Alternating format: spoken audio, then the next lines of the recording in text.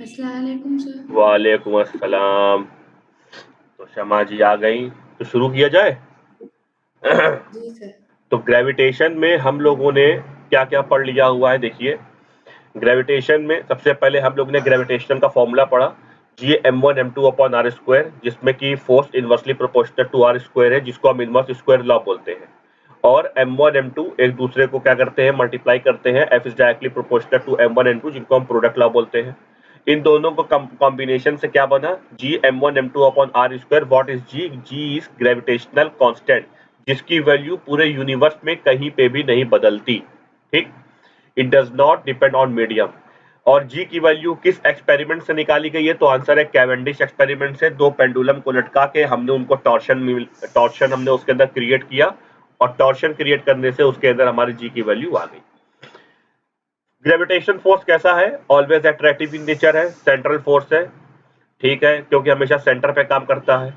एक जैसा, आइडेंटिकल, अगर हमारे पास आइडेंटिकल स्फीयर आ गया जिसकी डेंसिटी सेम है, एक जैसी डेंसिटी है, तो याद रखिएगा, जब हमारे पास मास की बात होती है तो force inversely proportional to 1/r² होता है, और जब डेंसिटी की बात होती है तो force directly proportional to r⁴ होता है।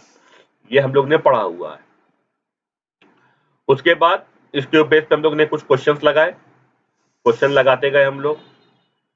फिर उसके बाद हम लोग ने उस वेलोसिटी पढ़ी, कितनी वेलोसिटी होती है। ग्रेविटेशनल फील्ड, इस पे देखिए, ग्रेविटेशनल फील्ड पर आते हैं। ग्रेविटेशनल फील्ड क्या है कि एक हमारे पास जो सोर्स मास होता है, सोर्स मास, वो अपने चारों तरफ एक फील्ड बनाता है, और उसके अंदर जो टेस्ट मास आता है वो उसको अट्रैक्ट करता है, जिसका फॉर्मूला क्या पढ़ा हमने, Gm/r²। लेकिन ये फॉर्मूला किसके लिए सिर्फ वैलिड है, तो आंसर है ये फॉर्मूला सिर्फ वैलिड है पॉइंट मास के लिए। ठीक, उसके बाद जो है ग्रेविटेशनल फील्ड का हम लोग ने फॉर्मूला पढ़ा।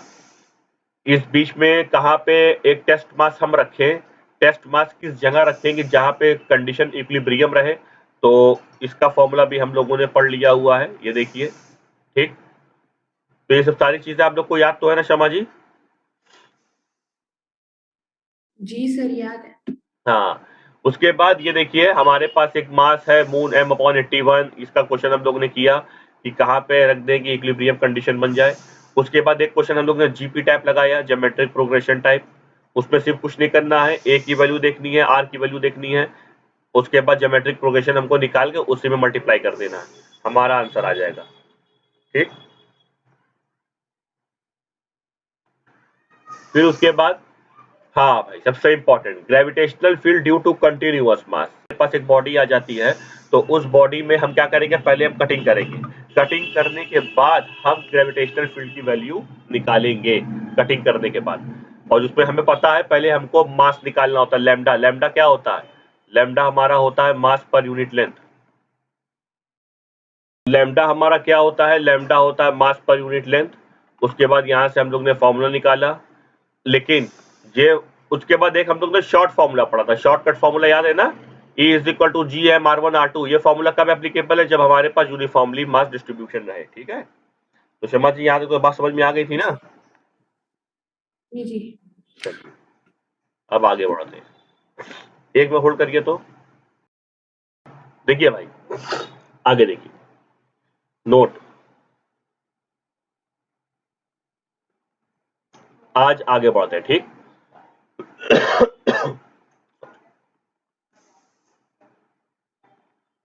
हमारे पास ये एक बॉडी है।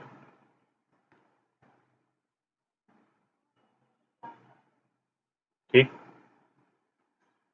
एक रॉड को हमने लिया और उस रॉड को हमने बेंड कर दिया।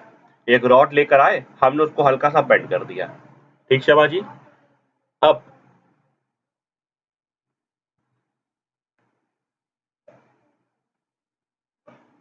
ये ये वाला जो एंगल है, ये एंगल हमारा है फाइव।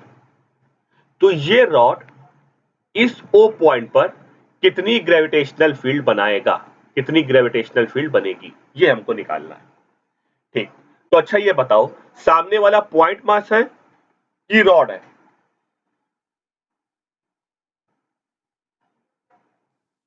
बताइए और शर्मा की जी। बताना है, पॉइंट मास। ओ पॉइंट पे हमको ग्रेविटेशनल फील्ड बतानी है, ठीक है। इसके कारण ये रॉड कितनी ग्रेविटेशनल फील्ड बनाएगा। तो क्या ये पॉइंट मास है कि क्या ये पॉइंट मास है कि ये बड़ा वाला मास है? Point mass. पॉइंट मास नहीं है। पॉइंट मास होता तो इसको एक छोटा सा स्फीयर बनाते। यहाँ पे तो देखो रॉड है ना, इसके अंदर टोटल पूरा मास भरा हुआ है। जी जी। ठीक है, तो देखो ये हमारे पास एक रॉड है, इसके अंदर मास भरा हुआ है। जब भी भरा हुआ मास आएगा तो हम क्या करते हैं, हम ये करते हैं, हम छोटा सा पार्ट काटते हैं, डीएम काटेंगे ना, ये यहां छोटा सा डीएम पार्ट काटेंगे मास का, तो हम देखेंगे ये कितनी ग्रेविटेशनल फील्ड बना रहा। यहाँ छोटा सा पार्ट काटेंगे डीएम का, हम देखेंगे ये कितनी ग्रेविटेशनल फील्ड बना रहा। हम यहाँ से छोटा सा पार्ट काटेंगे डीएम मास का, तो हम देखेंगे ये कितनी ग्रेविटेशनल फील्ड इस ओ पॉइंट पर बना रहा। तो याद रखना, ये जो ग्रेविटेशनल फील्ड बनाएगा वो दो तरीके ग्रेविटेशनल फील्ड बनाएगा। इधर वाला जो मास है, एक ग्रेविटेशनल फील्ड तो ये बनाएगा इस तरफ, एक ग्रेविटेशनल फील्ड बनाएगा इस तरफ। इधर वाले जो मास है, सेंटर से इधर वाले मास, ये वाला ग्रेविटेशनल फील्ड बनाएंगे इस तरफ और दूसरी ग्रेविटेशनल फील्ड बनाएंगे इस तरफ। तो ये वाले कंपोनेंट एक दूसरे को कैंसिल कर देंगे, तो नेट ग्रेविटेशनल फील्ड कहां बनेगी, तो नेट ग्रेविटेशनल फील्ड हमारी ऐसे बनेगी। ठीक, अब अगर टोटल एंगल फाई है तो हाफ एंगल कितना होगा, 5/2 होगा कि नहीं होगा, बोलिए। तो इसमें हमको ज्यादा प्रूफ करने की जरूरत नहीं है। जब भी हमारे पास एक बेंडिंग रॉड आ जाएगी तो ग्रेविटेशनल फील्ड कितना होगा, तो ग्रेविटेशनल फील्ड हमारा होगा 2gm upon R square phi sine 5/2। बस ये फॉर्मूला आपको याद रखना है।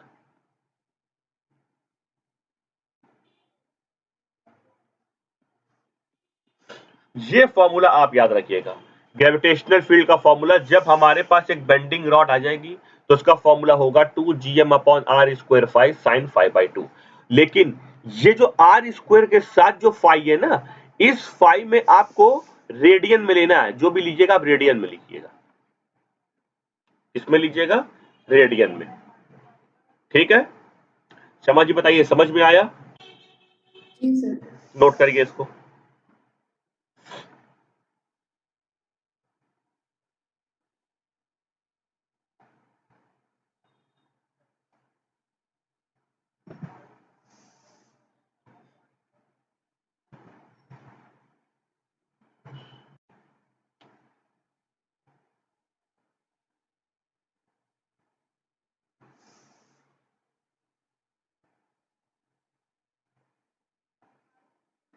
हो गया सर। हो गया, चलिए देखिए इसके बेस पे क्वेश्चन देखिए। ये फॉर्मूला याद रखिएगा, 2gm upon R square phi sine 5/2। चलिए देखिए इसके बेस पे क्वेश्चन कैसे करेंगे। क्वेश्चन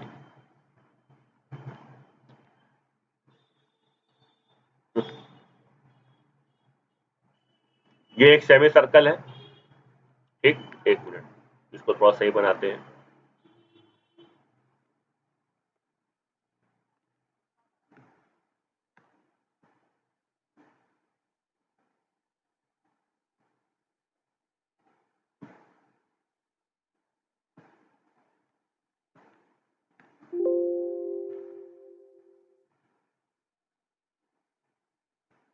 ये एक सेमी सर्कल है, ठीक है।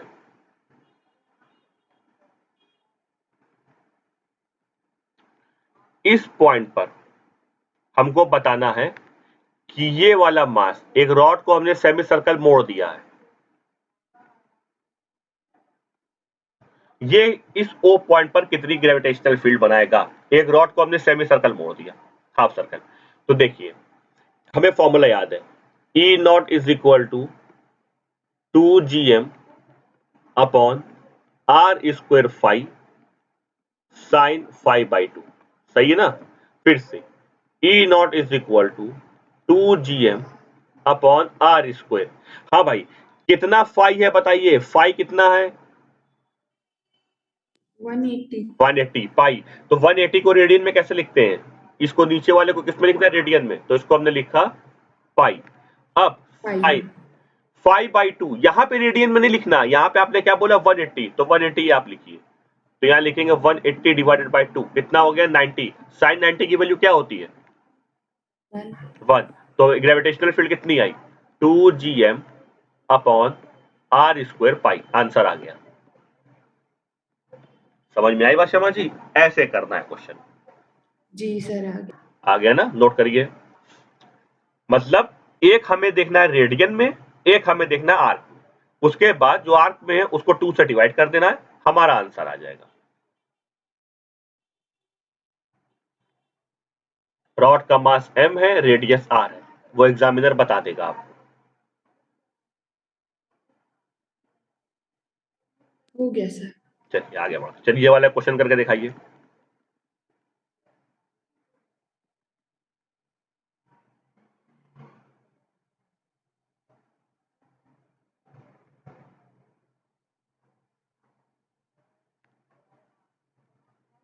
ये हमारे पास एक क्वार्टर सर्कल है, रॉड का मास है m, रेडियस है r, एंगल कितना 90।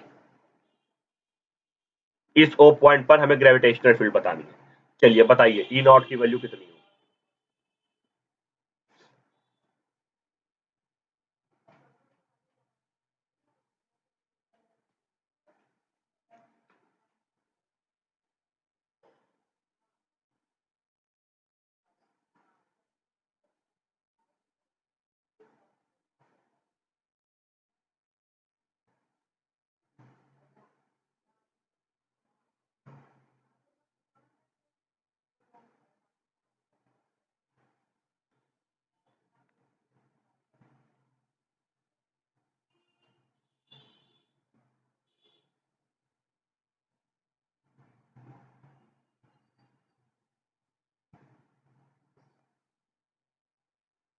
कितना आया?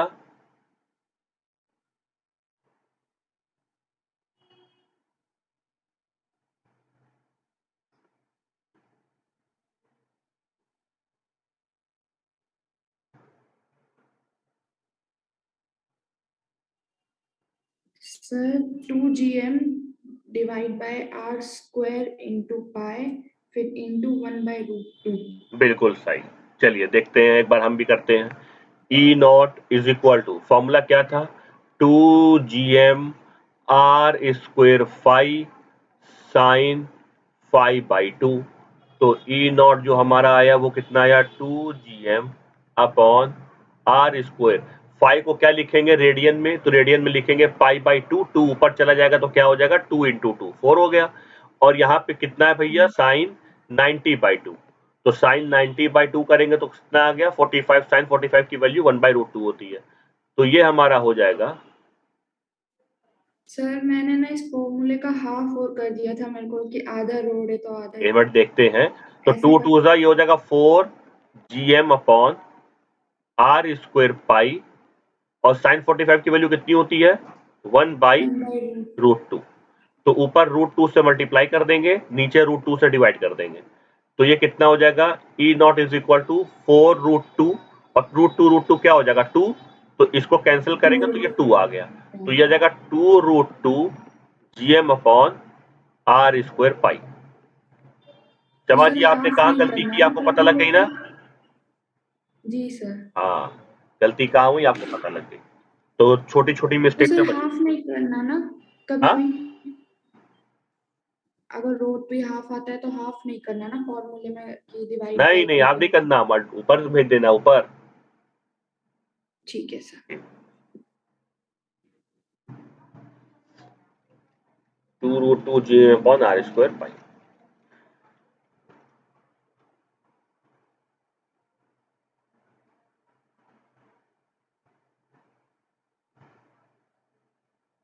चलिए हेडिंग लिखिए।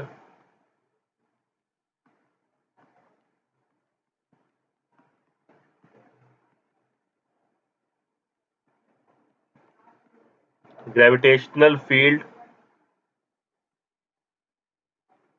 ड्यू टू अ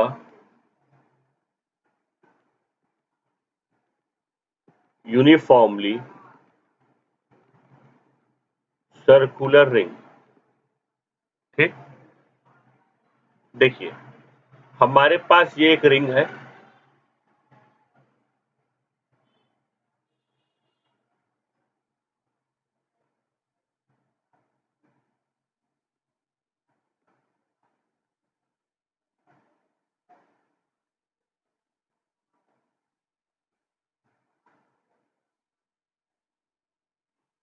और यहां से एक एक्सिस पास हुई है सेंटर से, रिंग के सेंटर से एक एक्सिस पास हुई है, ठीक है। अब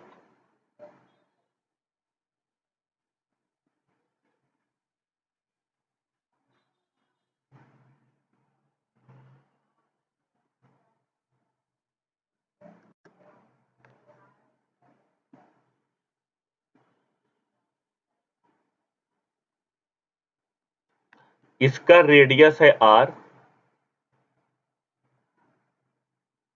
और यहां से इसका जो डिस्टेंस है वो है x। इस p पॉइंट पर हमको ग्रेविटेशनल फील्ड बतानी है, तो छोटा सा मास काटेंगे dm, इधर से छोटा सा मास काटेंगे dm, तो dm मास काटेंगे ये और ये, मान लीजिए यहां पे, तो ऊपर वाला और नीचे वाला कंपोनेंट तो कैंसिल हो जाएगा, तो नेट जो ग्रेविटेशनल फील्ड आएगी वो डी एकदम सामने आएगी, नेट ग्रेविटेशनल फील्ड। ये ग्रेविटेशनल फील्ड कितनी होगी, तो ये ग्रेविटेशनल फील्ड होगी E is equal to GM upon GMR upon R square plus X square के पावर 3/2। नोट करिए,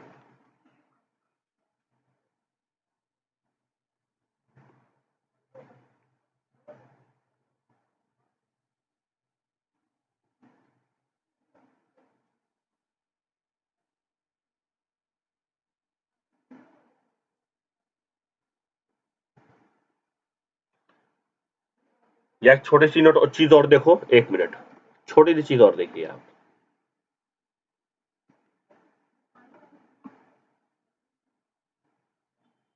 इसको हमने कैपिटल आर बोला, इसको हम स्मॉल आर बोलेंगे। ये लंबा वाला डिस्टेंस स्मॉल आर है, ये सेंटर से इसका डिस्टेंस कैपिटल आर है, तो फॉर्मूला क्या बना, E is equal to GM small R into capital R, X की जगह लिख दीजिएगा कैपिटल आर स्क्वायर के पावर 3/2। ठीक, नोट करिए, ये ग्रेविटेशनल फील्ड का फॉर्मूला सर्कुलर रिंग के लिए।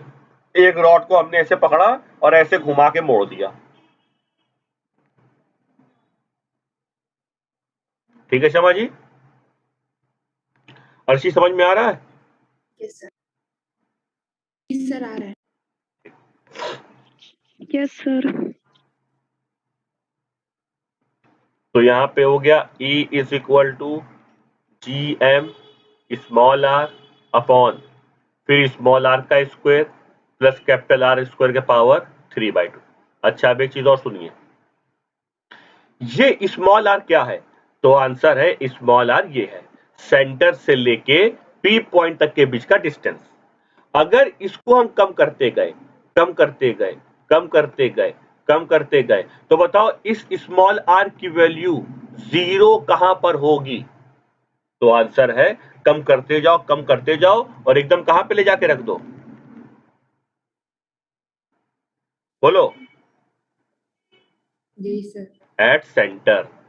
तो एट सेंटर पे जब हम रखेंगे तो ग्रेविटेशनल फील्ड का फॉर्मूला यूनिफॉर्मली सर्कुलर रिंग के लिए एट सेंटर पर r की वैल्यू 0 होती है, और अगर r हमारा 0 हो गया, न्यूमिनेटर अगर हमारा 0 हो गया, तो ग्रेविटेशनल फील्ड भी क्या हो जाएगी हमारी, ग्रेविटेशनल फील्ड भी हमारी 0 हो जाएगी, याद रखिएगा।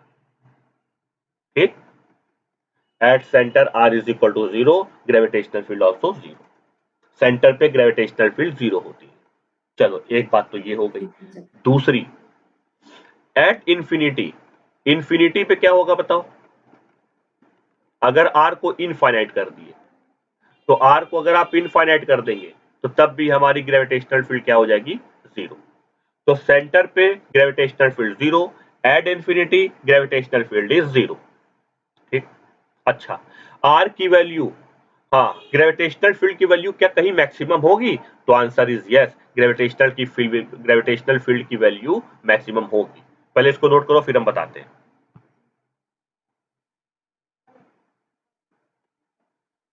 याद रखना, इसको इतना याद रख लेना तुम, रिमेंबर, जहां जहां हम लिख रहे हैं रिमेंबर ना, तो उस चीज को याद रखने का बड़ा फायदा है। याद रखना, E की वैल्यू, ग्रेविटेशनल फील्ड की वैल्यू हमारी मैक्सिमम कब होती है, जब dy by dx 0 हो. What is dy? de. What is dx? dr. de by dr हमारा अगर 0 होगा तो ग्रेविटेशनल फील्ड की वैल्यू हमारी मैक्सिमम आएगी. और ये de by dr 0 कहां होता है? r की वैल्यू प्लस माइनस r/√2 पर. ये बात नोट कर लो एकदम अच्छे से, एकदम एकदम दिमाग में बैठा लो. Maximum minima, maximum minima, R की वैल्यू प्लस माइनस अगर कैपिटल r/√2 हो गई तो समझ लेना वहां पे ग्रेविटेशनल फील्ड की वैल्यू कैसी होगी?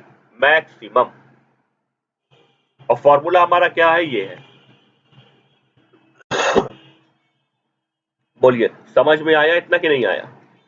लास्ट वाला पॉइंट दोबारा बताना. थर्ड वाला पॉइंट मैं आपको दोबारा बताता हूं. देखो, एक हमारे पास रिंग है. रिंग में ग्रेविटेशनल फील्ड का फॉर्मूला है gmr/r² प्लस कैपिटल R² के पावर 3/2. कैपिटल आर क्या है? रेडियस. स्मॉल आर क्या है? टेस्ट मास से लेके रिंग तक के बीच का डिस्टेंस. अगर हम स्मॉल आर को कम करते गए, सेंटर पे ले जाके रख दिया तो ग्रेविटेशनल फील्ड की वैल्यू 0 हो जाएगी.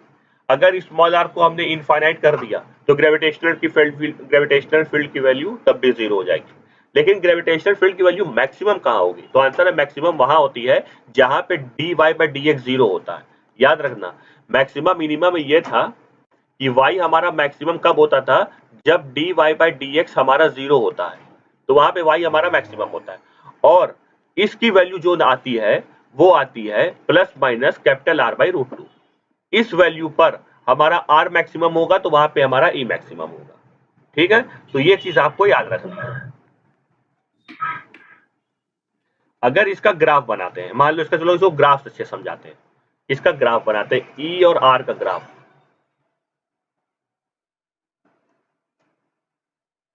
एक मिनट होल्ड करिए. क्या कर रही हो? बंद करो. हाँ, देखो ये है ई, ये है आर. देखो इस वाले जो ओरिजिन होता है ना, ये इसको हमेशा सेंटर बोला जाता है. याद रखना, ग्राफ में क्या बोला जाता है? सेंटर. तो बताओ सेंटर पे ग्रेविटेशनल फील्ड की वैल्यू क्या है? 0. फिर इसको करते गए करते गए करते गए करते गए करते गए बढ़ती गई. और इनफाइनाइट पे ग्रेविटेशनल फील्ड की वैल्यू क्या है? 0. तो उसके बाद ये हमारा ग्राफ बनेगा. इसको थोड़ा अच्छे से स्मूथली बनाना तुम, ठीक है? बीच में कोई ऐसी पोजीशन आती है जहां पे हमारी ग्रेविटेशनल फील्ड की वैल्यू मैक्सिमम होती है, और वो वैल्यू किसके इक्वल होती है? r/√2. समझ में आई बात? जी सर. इस वाले पोजीशन पे हमारी ग्रेविटेशनल फील्ड की वैल्यू मैक्सिमम होगी. तो ये ग्राफ किसका है? यूनिफॉर्मली डिस्ट्रीब्यूटेड रिंग का. तो ये ग्राफ आप याद रखिएगा. रिंग का ग्राफ अगर आपके सामने आएगा तो आपको ऐसे बना के आना. ठीक, ठीक है सर. नोट कर लीजिए.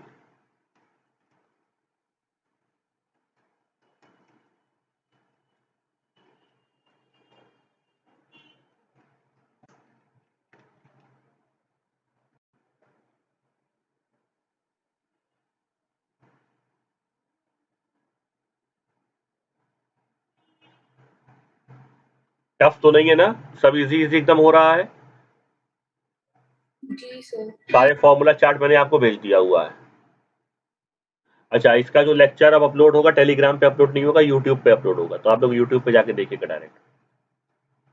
ठीक है सर. चलिए आगे देखिए. हेडिंग लिखिए.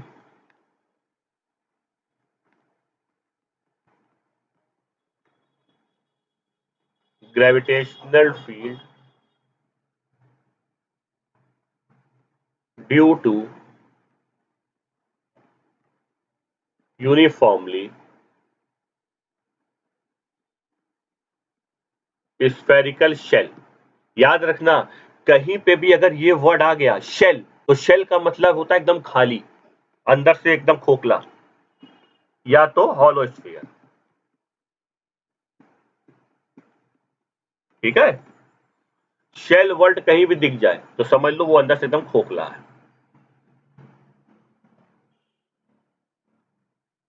देखिए ये हमारे पास एक स्फेरिकल शेल है. इसका रेडियस सेंटर से सरफेस तक है कैपिटल आर, सेंटर से बाहर तक का रेडियस है स्मॉल आर, मास इसका है कैपिटल एम, ये बाहर है भाई पी पॉइंट पर। अब हमको बताना है ग्रेविटेशनल फील्ड। अब मेरी बात सुनिए, एग्जामिनर ये नहीं बोलेगा आउटसाइड बताओ इनसाइड बताओ, तो मैं केस बताता हूं। केस 1,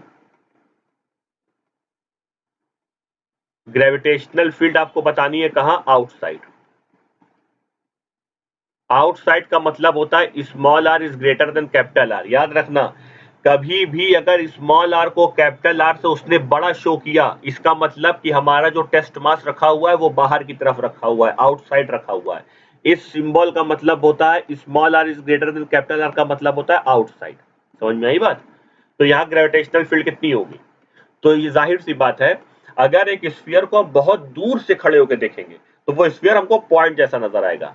तो यहाँ जो फॉर्मूला ग्रेविटेशनल फील्ड का पॉइंट के लिए है वही फॉर्मूला इसके लिए होगा। क्या फॉर्मूला है? G M upon small R का स्क्वायर। चलिए दूसरी बात करते हैं।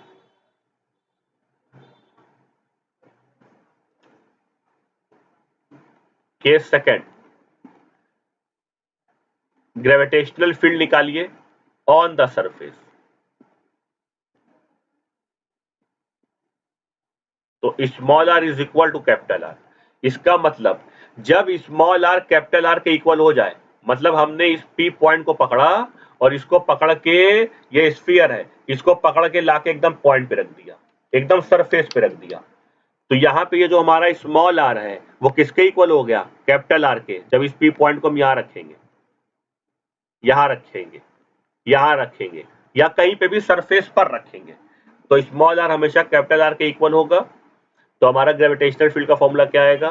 जी एम अपॉन कैपिटल आर का स्क्वायर। अब ये बताइए ग्रेविटेशनल फील्ड की वैल्यू मैक्सिमम कहां पर होगी? तो आंसर है मैक्सिमम सरफेस पर होगी, क्योंकि जैसे जैसे आर को हम कम करते जाते हैं ग्रेविटेशनल फील्ड की वैल्यू बढ़ती जाती है। क्यों ऐसा होता है? क्योंकि आर के इनवर्सली प्रोपोर्शनट है। तो यहाँ पे हमारी जो वैल्यू होगी वो कैसी होगी? मैक्सिमम। तो on the surface gravitational field maximum होती है। अब आते हैं inside the surface. Case number 1 यहां पर था, केस नंबर 2 यहां पर था, केस नंबर 3 पी पॉइंट को पकड़ के उठा के ला के अंदर रख दिया। अब एक चीज हमने सीखी है, if there is mass there is gravitational force, there is gravitational field. If there is no mass there is no gravitational field. क्या बताइए, अंदर मास है? नहीं है सर। नहीं है। तो क्या अंदर ग्रेविटेशनल फील्ड होगी? नहीं। नहीं होगी। तो केस थर्ड का मतलब क्या है हुआ? ई इनसाइड ए सरफेस निकालनी है। इनसाइड ए सरफेस को हम कैसे लिखेंगे? Small R is less than capital R. तो ग्रेविटेशनल फील्ड हमारी क्या हुई? 0। अगर इसको प्रूफ किया जाए तो आप ऐसे प्रूफ कर सकते हैं कि ग्रेविटेशनल फील्ड ऐसे बाहर की तरफ लग रहा, बाहर की तरफ लग रहा, बाहर की तरफ लग रहा, बाहर की तरफ लग रहा। ठीक, तो देखिए इधर से लग रहा राइट साइड, इधर से लग रहा लेफ्ट साइड, तो नेट ग्रेविटेशनल फील्ड इनसाइड क्या हो जाएगी? 0। ठीक, तो बताइए ग्रेविटेशनल फील्ड बाहर कितनी? GM upon small R square.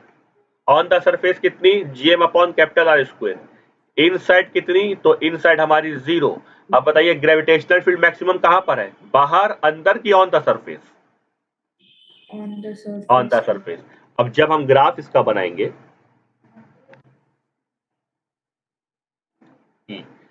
अब बोलिए इसको क्या बोलते हैं? सेंटर। यहां पर हम एक छोटी सी लाइन खींचेंगे, इस लाइन को बोलते हैं ऑन द सरफेस। याद रखना, जो छोटी सी ये लाइन खींचते हैं ना, इसको ऑन द सरफेस बोलते हैं। इस लाइन के लेफ्ट साइड वाली सारी चीज इनसाइड है, इस लाइन के राइट साइड वाली सारी चीज आउटसाइड है। ठीक, अब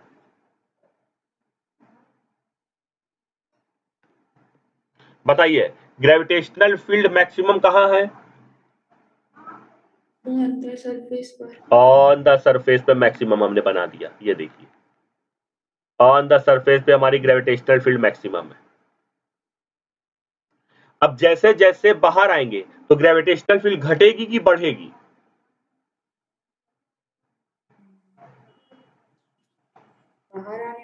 बाहर आने पर बताइए। नहीं, कम होगी। कम होगी, वेरी गुड, क्योंकि रेडियस बढ़ेगा तो ग्रेविटेशनल फील्ड घटेगी। तो ग्रेविटेशनल फील्ड ये देखिए बढ़ती घटती चली जाएगी। इनसाइड ग्रेविटेशनल फील्ड क्या है? जीरो। तो जैसे ही इनसाइड आएंगे ग्रेविटेशनल फील्ड तुरंत घट से जीरो हो जाएगी, तो इनसाइड ग्रेविटेशनल फील्ड हमारी जीरो। तो ये इसका ग्राफ बना। ये ग्राफ किसका है? हॉलो स्फीयर या स्फेरिकल शेल।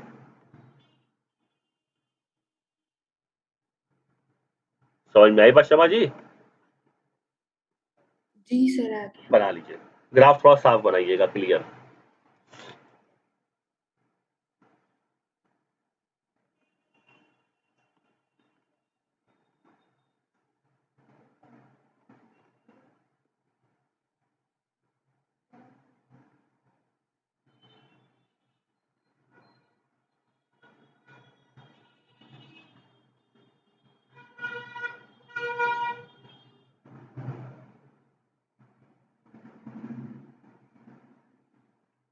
अब ये वाला क्वेश्चन बताइए, इसका आंसर बताइए मुझे,